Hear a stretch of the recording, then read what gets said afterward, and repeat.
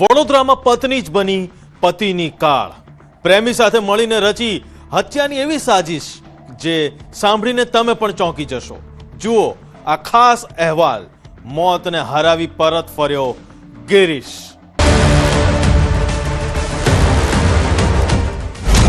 खूनी खेल पाछળ કોણ? મોતની કેનાલ અને બેવફા પત્ની, 100 કોલ અને 35,000ની સોપારી। અંધારી રાત, સુમસામ રસ્તો અને પાનનો ગલ્લો ચલાવી ઘરે જઈ રહેલો એક સામાન્ય માણસ। 8 એપ્રિલની એ રાત ગિરીશ પટેલ માટે કાર્ડ બનીને આવી હતી। અચાનક એક કાર આવે છે, ગિરીશના એક્ટિવાને ટક્કર મારે છે અને ગિરીશ કંઈ સમજે તે પહેલા જ 3 અજાણ્યા શખ્સો તેને ખેંચીને કારમાં પૂરી દે છે।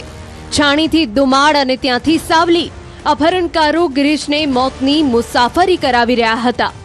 તારીખ 8/4/26 એટલે 8મી એપ્રિલે રાત્રિના સમયે એક અપહરણનો બનાવ બન્યો, જે સંદર્ભે તારીખ 9/4/26 સવારે 11 થી 11:30 વાગ્યાની આસપાસ એક વ્યક્તિ જેમનું નામ છે ગિરીશભાઈ પટેલ, જેમને પોલીસ સ્ટેશન છાણી પોલીસનો સંપર્ક કરી અને પોતાની સાથે બનેલી હકીકત વર્ણવેલી।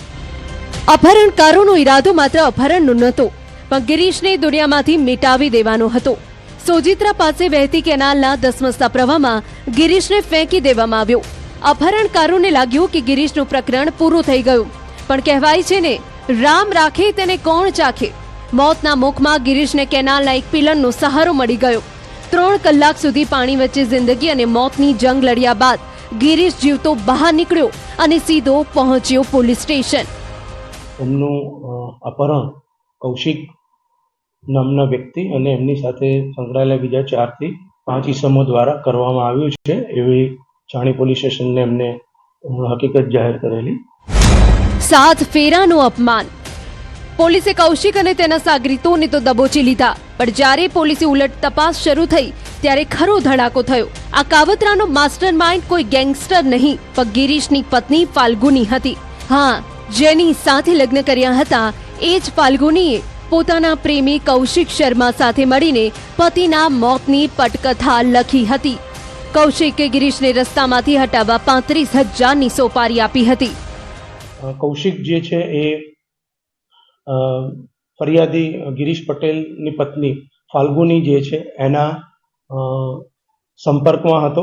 6 મહિના પહેલા આ બાબતે ગિરીશભાઈ અને ફાલ્ગુનીબેનને બોલાચાલી પણ થયેલી। એ સંદર્ભે ગિરીશભાઈ ના અપહરણ માટેનું જે આખું પ્લાનિંગ છે એ કૌશિકભાઈએ કરેલું અને તપાસ દરમિયાન જે પુરાવા મળ્યા છે એમાં એવી હકીકત મળી છે કૌશિકભાઈના મોબાઈલમાંથી કે એમાં એમની પત્ની ફાલ્ગુની જે છે એમની પણ સંડોવણીઓ હતી, એમને પણ અટક કરવામાં આવ્યા છે। તપાસમાં સામે આવ્યું છે કે છેલ્લા 48 કલાકમાં ફાલ્ગુની અને કૌશિક વચ્ચે 100 થી વધુ ફોન કોલ્સ થયા હતા। પત્ની પડે પરની માહિતી પ્રેમીને આપતી હતી કે પતિ ક્યારે ઘરેથી નીકળ્યો અને કયા રસ્તે છે।